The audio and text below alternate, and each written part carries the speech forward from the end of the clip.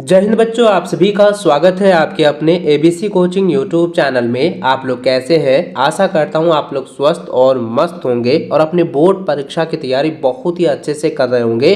बच्चों, आप लोगों को मालूम होगा कि 28 जनवरी को जो है आप लोगों की बोर्ड की परीक्षा होनी है और आज की यह वीडियो आप सभी के लिए बहुत इंपॉर्टेंट होने वाला है, क्योंकि इस वीडियो में क्लास 8 एग्जामिनेशन 2025 का सब्जेक्ट मैथ यानी गणित विषय का जो है वायरल क्वेश्चन पेपर को देखने वाले हैं। साथ ही इसके सॉल्यूशन को भी समझेंगे।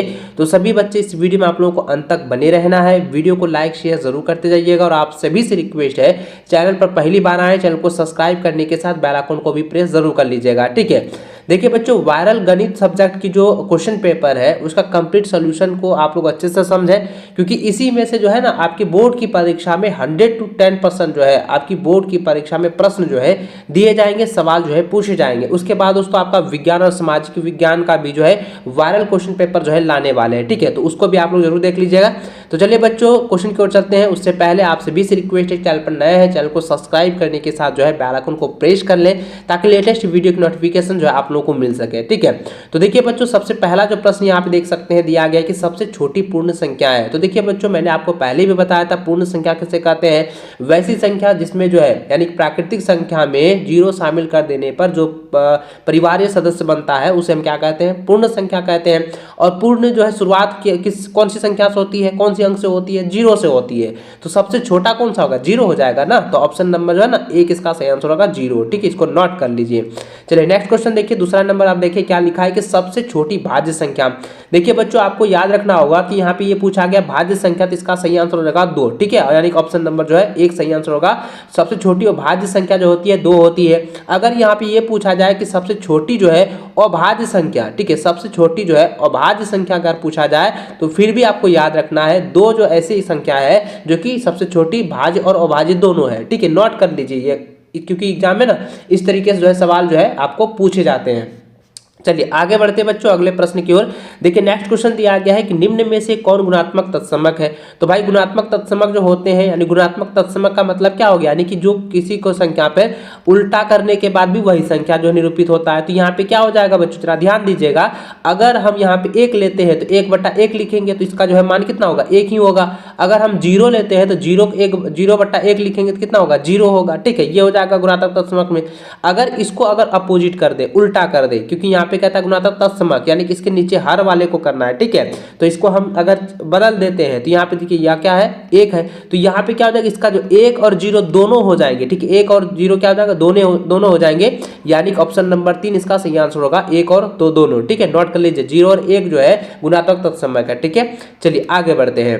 अगला प्रश्न देखिए क्या दिया गया कि 9/-7 यानी 9 जो है -7 का योज्य प्रतिलोम। देखिए योज्य प्रतिलोम का मतलब पहले भी मैंने बताया हुआ है, योज का मतलब होता है जोड़ या नहीं तो घटाओ। ठीक है, जोड़ या घटाओ। और प्रतिलोम का मतलब क्या होता है, उल्टा होता है। प्रतिलोम का मतलब उल्टा होता है। अब यहाँ पे पूछा गया है कि 9/-7 का जो है योज प्रतिलोम बताइए। तो देखिए यहाँ पर कौन सा चिन्ह है, माइनस वाला चिन्ह है, तो ये जो है बदलेगा जब इसको अपोजिट करेंगे योज में, तो क्या हो जाएगा 9/7 हो जाएगा। धनात्मक में आएगा तो धनात्मक में प्लस लिखा जाता है, प्लस तो यहाँ पे लिखेगा नहीं। ठीक है, तो इसका जो सही आंसर क्या हो जाएगा, ये हो जाएगा ऑप्शन नंबर 1 हो जाएगा 9/7। ठीक है, ये आपका आंसर हो गया। चलिए आगे देखते हैं। अगला प्रश्न दिया गया कि ऐसी परिमेय संख्या जो स्वयं का व्युत्क्रम होता है, जो कि कहता है ऐसी संख्या बताना है जो कि स्वयं का व्युत्क्रम, यानी व्युत्क्रम का मतलब होता है उल्टा। यानी कि अगर मान के 0 को 1 करेंगे, 0/1 करेंगे तो क्या यह व्युत्क्रम होगा, नहीं होगा। क्योंकि अगर मान के लिए 1/ हम 0 लिख दें तो क्या हो जाएगा, ये जो है अपरिमित हो जाएगा। ठीक है, अपरिमित हो जाएगा, यानी इसका हल नहीं निकलेगा। अगर बच्चों जरा ध्यान दीजिएगा, यहाँ पे कहता है अगर हम 0 को अगर योज्य में देखें तो 0 को हम क्या -0 लिखेंगे, नहीं, ये क्योंकि 0 के साथ जो है प्लस माइनस नहीं होता है। अगर देखिए प्लस जो है 1 लिख देते हैं, अगर इसका यूज करते हैं, प्रतिलोम में करते हैं, व्युत्क्रम में करते हैं, तो क्या हो जाएगा, ये -1 हो जाएगा। ठीक है, तो इसका जो सही व सटीक आंसर हो जाएगा ना, वो कौन सा हो जाएगा भाई, ये ऑप्शन नंबर जो है ना 2 हो जाएगा, -1। ठीक है, इसको नोट कर लीजिए। चलिए आगे बढ़ते हैं। अगला प्रश्न देखिए बच्चों क्या दिया गया है, छठा नंबर है, कहता है 11/24 है और यह जो है भागा है, क्या है ये जो है भागा है, भागा दिया है, उसके बाद खाली स्थान है, उसके बाद कहता है -11/15 के रिक्त स्थान को भरिए। तो भाई ये रिक्त स्थान में भरना है, तो यहाँ पे भागा दिया गया है, तो अगर ध्यान दीजिएगा, इसको हम इधर करेंगे, इसको हम अगर इधर करते हैं, भागा है, तो ये क्या हो जाएगा, हर जो ये ऊपर वाला को क्या कहते हैं, अंश कहते हैं, और नीचे वालों को हम लोग हर कहते हैं। तो क्या हो जाएगा, हर जो है अंश बन जाएगा, अंश जो है वो हर बन जाएगा। तो लिखेंगे यहाँ पे 11 बट्टा कितना है, 24 है ना, तो गुना करेंगे तो क्या हो जाएगा, यहाँ पे 15 बट्टा हो जाएगा -11, तो -11 और ये 11 कट जाएगा। अब देखिए 5 दिया हो गया 15, 8 दिया 24, तो कितना हो गया, देखिए अब इसको हम सॉल्व करेंगे तो -5 बट्टा कितना हो गया, 8 हो गया। तो -5 बट्टा 8 कहाँ पर है, तो ऑप्शन नंबर 4 में है, तो यही आपका आंसर हो गया। ठीक है, इसको नोट कर लीजिए और कॉपी में जो है इसको अच्छे से रिवीजन आप लोग जरूर कर लेना। ठीक है, चलिए आगे बढ़ते हैं। अगला प्रश्न देखिए बच्चों क्या दिया गया कि 1/2 और 1/4 के मध्य एक परिमेय संख्या है। तो देखिए एक परिमेय संख्या आपको बताना है बच्चों, मैंने आपको पहले ही बताया था कि जितने भी हर संख्या है इसको पहले गुना कर लीजिए। तो 4 दूनी कितना हो गया, 8 हो गया। ठीक है, कितना हुआ, 4 दूनी 8। अब इसके साथ में जो हर है ना, तो हर के साथ इसको क्या करना है, गुना करना है, हर के साथ क्या करना है, गुना करना है। तो देखिए 1/2 है, ठीक है, 1/2 है, गुना करेंगे तो यहाँ पे कितना हो जाएगा, 8/8 हो जाएगा। ठीक है, इसको हम निकालेंगे 8 × 8, और यहाँ पे देखिए इसको हर के बराबर लिखेंगे 4 हो जाएगा ना, यहाँ 4 लिख देते हैं। ठीक है, ये हम लिखते हैं, एक यहाँ पे कितना हो जाएगा, 4/4, तो लिखेंगे 4 बट्टा कितना हो गया, 8 हो गया। अब इसको करेंगे 1/4 के साथ, 1/4 के साथ करेंगे 2/2 गुना करेंगे तब ना हर बराबर होगा, तो यहाँ हो जाएगा 4 दूनी 8 और यहाँ 2। अब देखिए 2/8 तो पहले से है, ठीक है, 2/8 जो है, क्योंकि 2/8 और 4/8 के बीच निकालना है, तो 2/8 हो गया। ठीक है, तो 3/8 हो गया, और यहाँ पे क्या हो जाएगा, 4/8। तो अब देखिए इन दोनों के बीच में कौन सा है, 3/8 है। 3/8 कहाँ पर है, तो ऑप्शन नंबर 1 में दिया हुआ, यही आपका आंसर हो गया। देखिए कितना आसान है ना, और इसको आप लोग अच्छे से कर लीजिए, ये ओरिजिनल पेपर है, इसको आप लोग अच्छे से रिवीजन कर लेना। और अभी तक लाइक नहीं किए हैं तो लाइक भी करते जाओ, और अपने सभी बच्चों के साथ, अपने सभी दोस्तों के साथ इसे शेयर कर लो। ठीक है, अपने सभी जो है स्कूल ग्रुप का जो व्हाट्सएप ग्रुप चैनल बनाया हुआ है ना, उसमें भी आप लोग शेयर कर लेना। ठीक है, और आपका जो फ्रेंड सर्कल है सभी के साथ इसे शेयर कर दो। देखिए अगला प्रश्न दिया गया है कि निम्नांकित में किस संख्या के वर्ग का इकाई अंक जो है 1 होगा। देखिए मैंने आपको पहले भी बताया था कि अगर किसी भी विषम संख्या को अगर वर्ग में लेते हैं तो वही विषम संख्या होगी। और ये जो जरा ध्यान दीजिएगा, एक जो है ये क्या है, सम है या विषम है, ये विषम है, तो इसका हम अगर वर्ग निकालेंगे तो यहाँ 1 ही बताया गया कि यानी कि जो है कहता है कि वर्ग का जो इकाई अंक जो होगा वो 1 होगा। तो देखिए 1 का वर्ग करेंगे तो 1 आएगा, और उसके बाद जो 11 का जो हम एक करेंगे तो कितना हो जाएगा, 121 होता है। ये भी क्या होता है, ये भी क्या हो जाएगा, तो ये भी जो है इसका इकाई अंक देखें तो 1 होता है। अगर हम 9 का लेते हैं, ठीक है, बोलिएगा कि भैया आप 3 का कीजिए, तो 3 जो है विषम संख्या, 3 का वर्ग करेंगे 3 × 9 होता है, तो लेकिन हमको इकाई अंक न कहता है, तो यहाँ पे हमको 9 नहीं लेना है। तो 9 का अगर 9 से गुना करेंगे तो 9 × 9 81, इकाई अंक कितना हो गया, 1 हो गया। तो यहाँ पे कौन सी संख्या से हम करें, विषम संख्या से ना, तो यहाँ पे ऑप्शन नंबर जो है ना बी इसका सही आंसर होगा, यानी ऑप्शन नंबर 2 इसका सही आंसर होगा, विषम संख्या। ठीक है, नोट कर लीजिए।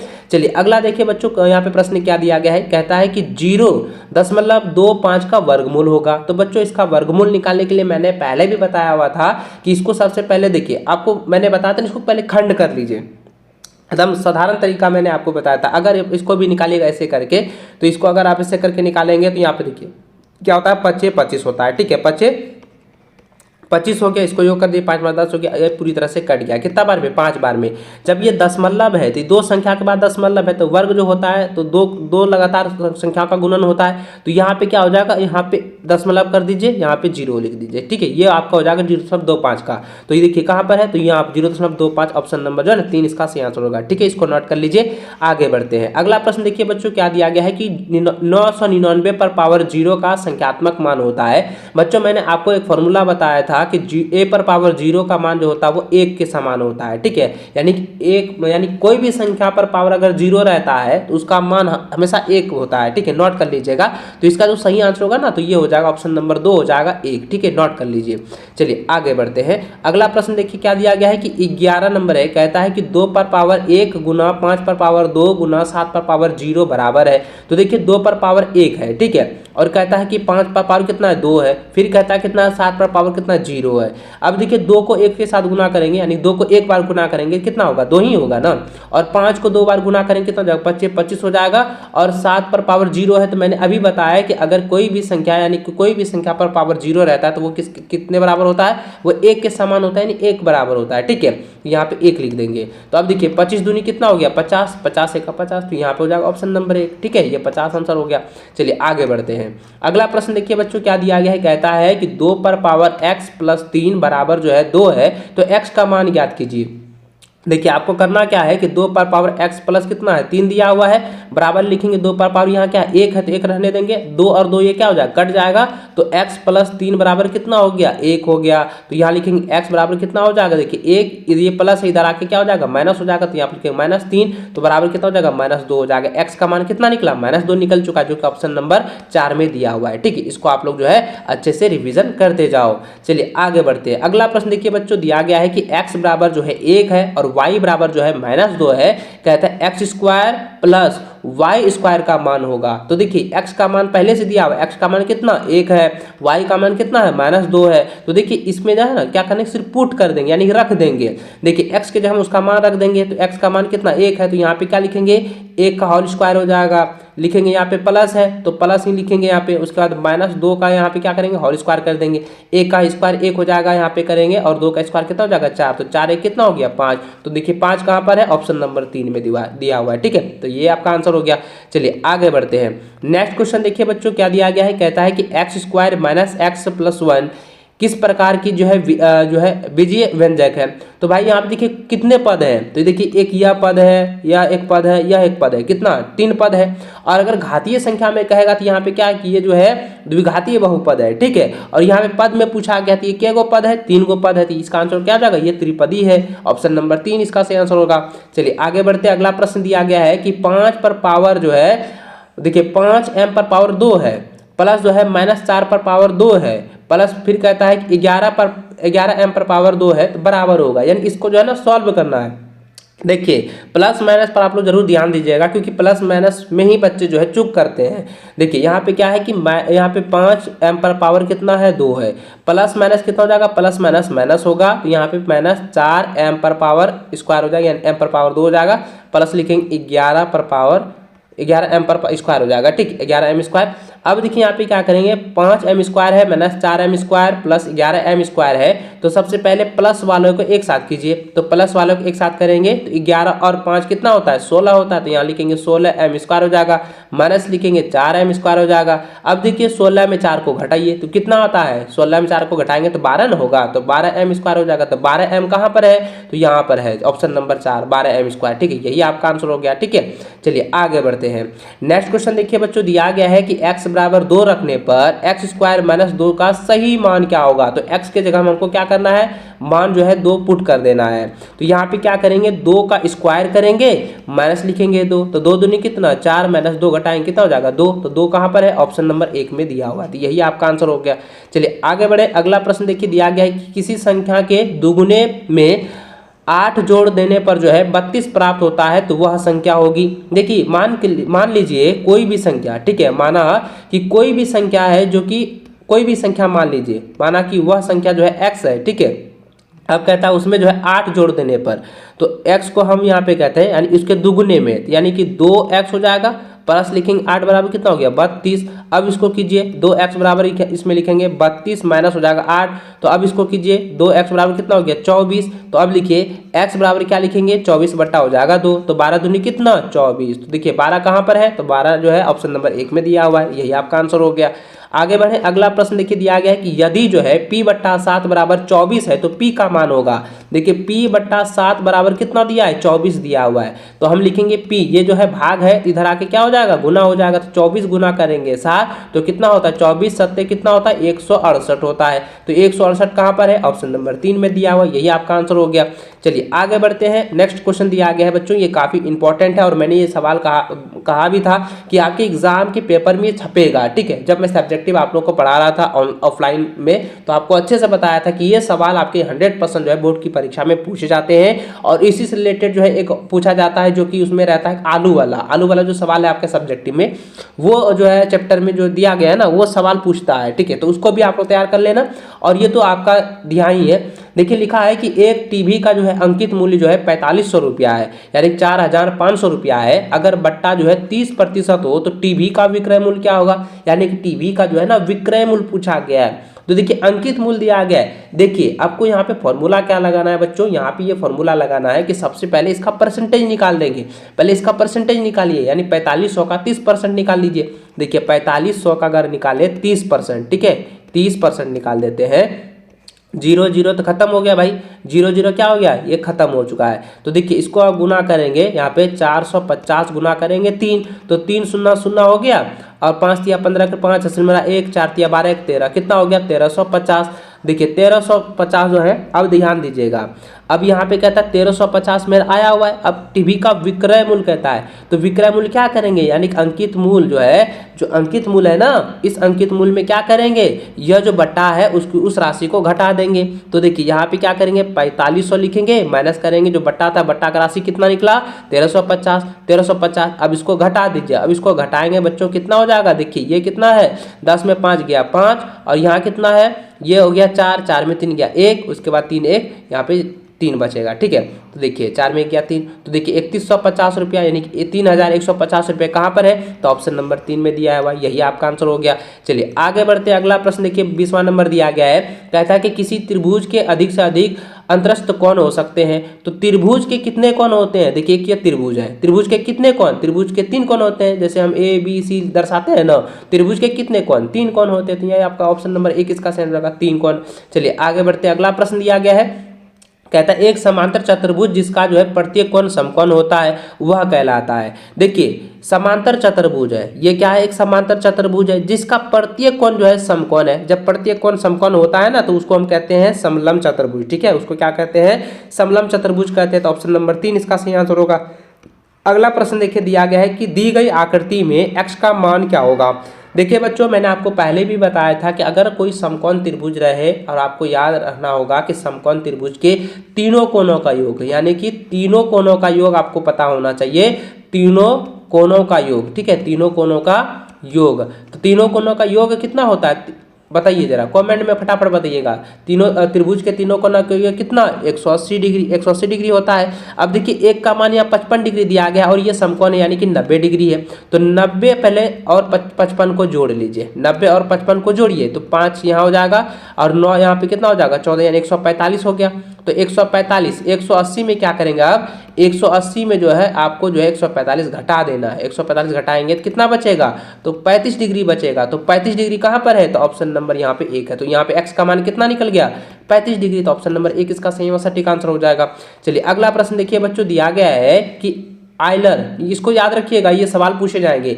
आयलर का जो है फॉर्मूला दिया गया है कि f प्लस भी बराबर e प्लस 2 के लिए सही नहीं है। तो देखिए ये भी जो होता है, जरा ध्यान दीजिए, f जो होता है वो फलक की संख्या होती है, ठीक है, और e जो होता है किनारों की संख्या होती है, और 2 जो है एक ये संख्या है, और यहाँ पे ये भी जो दिया गया है, भी जो दिया गया है बिंदुओं की संख्या, जो कि नहीं होगा। तो इसका जो है पूछा गया था कौन सही नहीं है, तो यही हो जाएगा ऑप्शन नंबर 2 इसका सही सटीक आंसर होगा।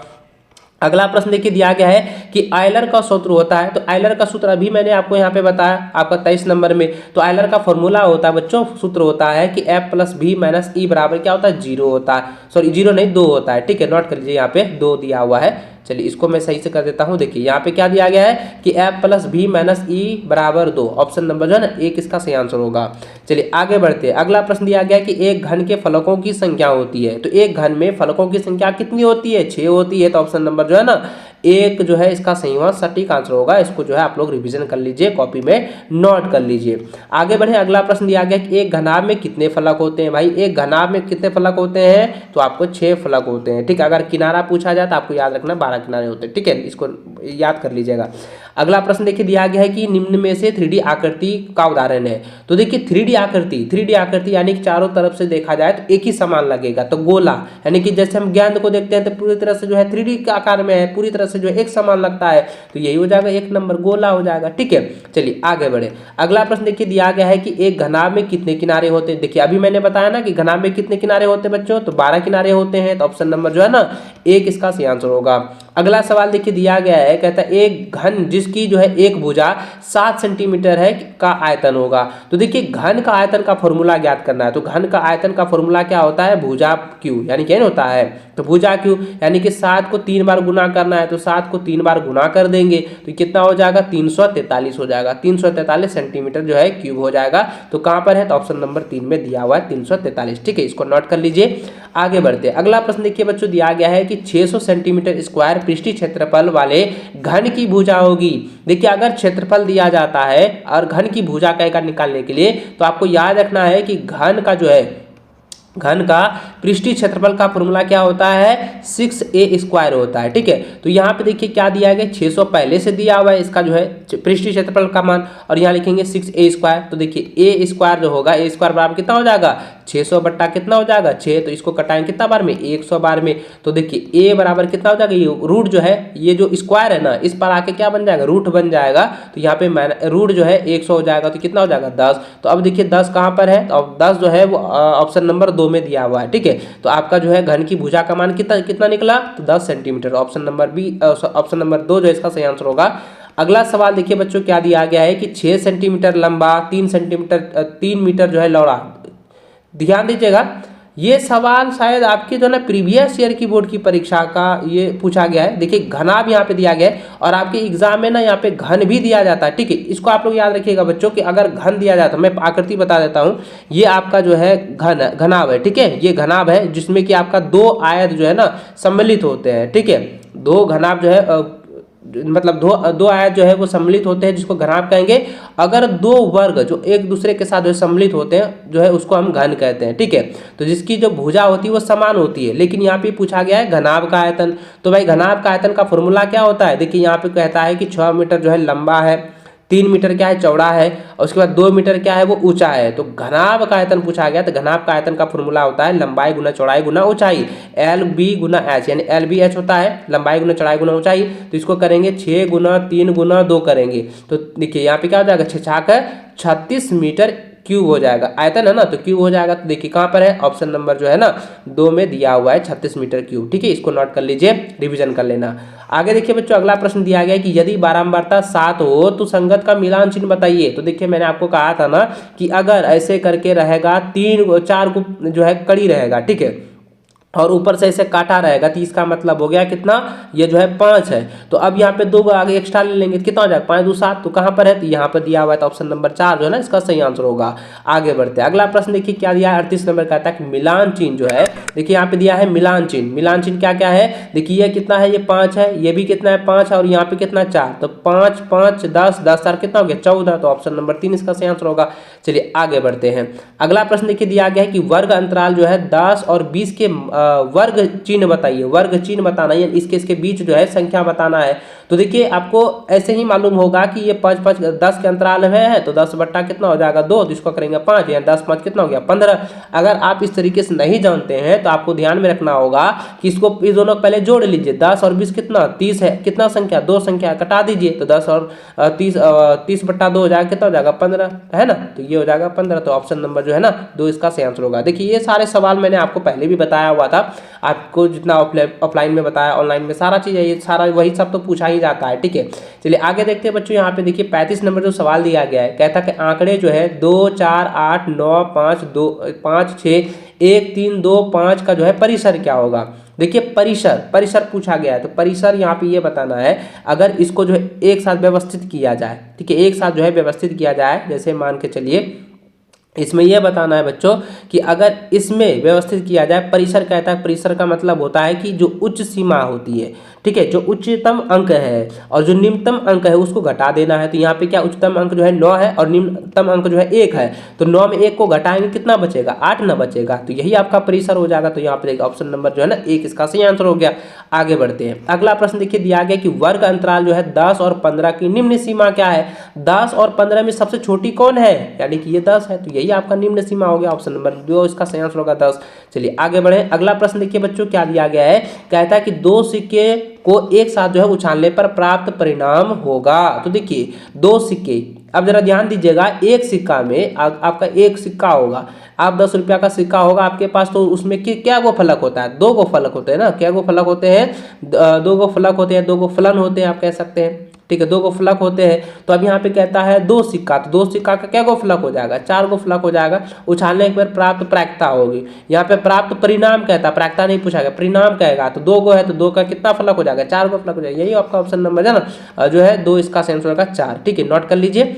चलिए आगे बढ़े, अगला प्रश्न दिया गया कि पाई चार्ट के लिए वृत्त के केंद्रीय कोण का मान होता है। तो वृत्त के कोण देखिए केंद्रीय कोण का मान होगा, पाई चार्ट जो हम बनाते हैं ना, तो पाई चार्ट कैसे बनाते हैं, ऐसे करके गोल आकृति का बनाते हैं। तो इसकी जो उसकी ये वाला जो केंद्र दिया गया है, इसकी जो पूरी तरह से कोण दर्शाया जाएगा, तो ये कौन सा कोण दर्शाएगा, तो ये चारों बगल जो वृत्त के जो है ना कोण कितने होते हैं, 360 डिग्री का होता है ना, तो ये हो जाएगा 360 डिग्री। ऑप्शन नंबर 4 इसका सही आंसर होगा। आगे बढ़ते हैं, अगला प्रश्न देखिए दिया गया है कि आंकड़ों का निरूपण निम्न में से किसके द्वारा नहीं होता है। तो वर्ग चित्र के द्वारा जो है आंकड़ों का निरूपण नहीं किया जाता। ऑप्शन नंबर 2 जो है इसका सही आंसर होगा। अगला प्रश्न देखिए दिया गया है कि जब एक पासे को फेंका जाता है तब सम संख्या प्राप्त करने की प्रायिकता होगी।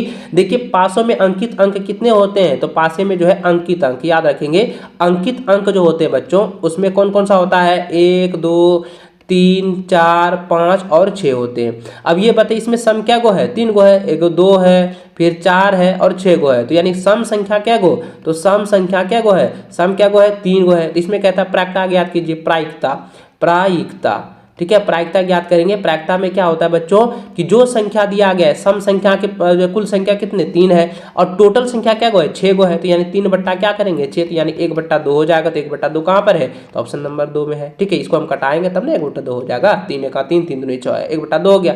तो ऑप्शन नंबर 2 इसका सही आंसर हो गया 1/2। आगे देखिए अगला प्रश्न दिया गया है कि एक थैले में जो है 4 नीली गेंद है, ठीक है, 2 हरी गेंद है, 5 काली गेंदें हैं। कहता कि थैले के अंदर बिना देखे एक गेंद निकाली जाती है, एक नीली गेंद प्राप्त करने की प्रायिकता क्या होगी। तो सबसे पहले जितना भी गेंद है ना सबको जोड़ लीजिए। यहाँ पे देखिए जोड़ेंगे 4 2 6 6 5 कितना होगी 11 गेंद टोटल हो गया। अब कहता नीली गेंद क्या गो है 4 गो है, उसकी प्रायिकता याद करेंगे। मैंने बताया था कि जो कहेगा ना उसको पहले उसकी संख्या लिखेंगे और टोटल संख्या बताना, टोटल संख्या कितना 11, तो यहाँ पे हो जाएगा 4/11। 4/11 कहाँ पर है, तो ऑप्शन नंबर 1 में दिया हुआ, यही आपका आंसर हो गया। चलिए आगे बढ़ते बच्चों, अगला प्रश्न देखिए क्या दिया गया है। कहता है कि एक पासे को एक बार फेंकने पर प्राप्त होगा। तो देखिए एक पासे को एक बार फेंकने से प्राप्त होता है, देखिए जरा ध्यान दीजिएगा, एक पासा है, कोई एक पासा है, आप लूडो गोटी खेलते हैं ना, तो लूडो का गोटी जो है एक बार फेंक दिया जाता है तो उसका प्राप्त परिणाम क्या होगा, एक ही बार फेंकने पर तो 6 भी आ सकता है, 4 भी हो सकता है, 2 आ सकता है, लेकिन जो अधिकतम आता है वो अधिकतम कितना होता है 6 तक ना होता है, तो यही हो जाएगा ऑप्शन नंबर 3 6 हो जाएगा। ठीक है, इसको आप लोग नोट कर लीजिए, रिविजन कर लेना। आगे बढ़ते अगला प्रश्न देखिए दिया गया है कि दिए गए चित्र में जो है x का मान बताइए यदि वृत्त को बराबर भागों में बांटा गया है। तो देखिए आपको मैंने बताया था कि जो वृत्त होते हैं उसका जो है टोटल जो है डिग्री क्या होता है, वृत्त पर बने कोण की जो कोण जो होते हैं वो 360 डिग्री होती है। और इसमें क्या को जो वृत्त दिया गया है टोटल क्या को भाग, देखिए 1 2 3 4 5 6, तो 6 से इसको भाग दे दीजिए, कितना होगा, इसको छचा के 36 यानी 60 डिग्री, यानी कि x का मान कितना निकल गया 60 डिग्री निकल गया है। तो ऑप्शन नंबर जो है ना 4 इसका सही व सटीक आंसर होगा, इसको आप लोग नोट कर लीजिए। चलिए आगे बढ़े, अगला प्रश्न देखिए बच्चों दिया गया है, कहता कि P जो है 5 और 4 का x निर्देशांक भुज है। x को हम भुज कहते हैं और y को क्या कहते हैं, y को हम कोटि कहते हैं, याद रखेंगे x को हम क्या कहते हैं भुज कहते हैं और y निर्देशांक को हम कोटि कहते हैं। तो यहाँ पे देखिए x है और ये क्या है y है, तो x निर्देशांक के लिए भुज यानी x का कितना हो जाएगा 5 हो जाएगा। तो ये ऑप्शन नंबर 3 जो है इसका सही आंसर हो गया। आगे देखिए अगला प्रश्न देखिए दिया गया है, कहता है बिंदु डी 5-4 का वाई निर्देशांक यानी कि कोटि है। तो वाई निर्देशांक का कोटि क्या हो जाएगी, एक्स होता है और ये क्या होता है, वाई होता है। तो वाई के लिए कितना हो जाएगा, -4। तो यही हो गया ऑप्शन नंबर 1 इसका सही आंसर, -4। आगे बढ़ते अगला प्रश्न देखिए दिया गया कि निर्देशांक जो है -5 और -4 का जो है ग्राफ कि किस चतुर्थांश में होंगे। देखिए आपको याद रखना बच्चों, आप इसको नोट डाउन कर लीजिएगा। ये पहला चतुर्थांश हो गया, ये दूसरा हो गया, ये तीसरा हो गया और ये हो गया चौथा। अब इसमें क्या होता है, ये प्लस होता है, ये भी प्लस होता है, ये क्या होता है प्लस है तो ये माइनस होता है, और ये माइनस होता है, ये भी माइनस, और ये माइनस होता है और ये प्लस होता है। कहता है दोनों में देखिए क्या है, ये भी x का मान कितना है, x भी माइनस में और y भी माइनस में है। तो x माइनस में है तो यानी x डैश यहाँ हो गया माइनस वाला और y डैश ये हो गया माइनस वाला। तो किस चतुर्थांश में है, तृतीय चतुर्थांश में है। तो ये ऑप्शन नंबर जो है ना 3 इसका सही आंसर होगा। ठीक है, इसको नोट डाउन कर लीजिए, कॉपी में इसको उतार लीजिएगा। ठीक है, ऐसा नहीं कि सिर्फ इसको देख लीजिए, कॉपी में इसको अच्छे से उतार लीजिए। ठीक है, एग्जाम में तो यही सारा सवाल पूछा ही जाएगा। ठीक है, देखिए अगला यहाँ पे प्रश्न देखिए बच्चों दिया गया है कि मूल बिंदु के निर्देशांक होते हैं। देखिए मूल बिंदु का निर्देशांक उसको कहते हैं जैसे कि एक्स अक्ष हो गया और वाई अक्ष जिस बिंदु पर जो है कटान बिंदु बनाती है उसी को हम मूल बिंदु कहते हैं। तो यहाँ पे जब मिलता है कितना होता है, तो 0 0 ना होता है जी। तो यहाँ पे हो जाएगा 0 0, मूल बिंदु का मान कितना हो जाएगा, निर्देशांक कितना हो जाएगा 0 0 हो जाएगा। तो ऑप्शन नंबर जो है ना 1 इसका सही आंसर होगा। ठीक है, 0 0। चलिए आगे बढ़े, अगला प्रश्न देखिए बच्चों दिया गया है, ये बहुत इंपॉर्टेंट क्वेश्चन है और इसको आप लोग अच्छे से देखिए। यहाँ पे जरा ध्यान दिए, कहता है कि A 2 3 और B को जो है जोड़ना है। आपको मैंने बताया था कि अगर यहाँ पे देखिए योग दिया रहता है, नीचे वाला संख्या को इकाई संख्या को देखेंगे, यहाँ पे पहले से 2 दिया हुआ है, अगर हम इसमें 7 जोड़ेंगे कितना हो गया 9। ठीक है, 7 जोड़ेंगे कितना हो जाएगा 9 हो जाएगा। तो देखिए ये 7 2 9 हो गया। ठीक है, 7 और 2 कितना हो गया 9 हो गया। और यहाँ पे जरा ध्यान कौन सी संख्या जोड़े जो कि यहाँ पे बराबर 12 आ जाए। तो अगर हम A यहाँ लिख देते हैं, a + 3 बराबर कितना हो गया 12। तो क्या करेंगे, a बराबर लिखेंगे 12 माइनस कितना हो जाएगा 12 माइनस कितना 3। तो यहाँ पे कितना हो जाएगा, जरा ध्यान दीजिए 9 हो जाएगा। तो देखिए जरा ध्यान दीजिए बच्चों, तो b का मान b भी उसी तरह से हम निकाल सकते हैं। तो यहाँ पे उसी तरह से भी निकाल सकते हैं, हम डायरेक्ट यहाँ पे बताए थे। तो यहाँ पे a का मान कितना हो गया, a का मान यहाँ पे 9 निकल चुका है। ठीक है, फिर उसी तरह से अगर हम करें ना तो यहाँ पे 2 + b बराबर कितना है दिया है 9 दिया हुआ है। तो फिर करेंगे b बराबर कितना हो जाएगा 9 - 2 हो जाएगा कितना 7। तो b का मान हो गया 7 और a का मान हो गया 9। ठीक है, तो ये ऑप्शन नंबर 2 जो है ना इसका सही आंसर होगा 9 और 7। ठीक है, नोट कर लीजिए। आगे बढ़ते अगला प्रश्न देखिए बच्चों दिया गया है, कहता है कि बेलन का वक्र पृष्ठीय क्षेत्रफल बताइए। वक्र पृष्ठीय क्षेत्रफल का फॉर्मूला पूछा गया है। तो बेलन का वक्र पृष्ठीय फॉर्मूला होता है 2πr। ठीक है, याद रखेंगे 2πr होता है। ऑप्शन नंबर 2 इसका सही आंसर होगा।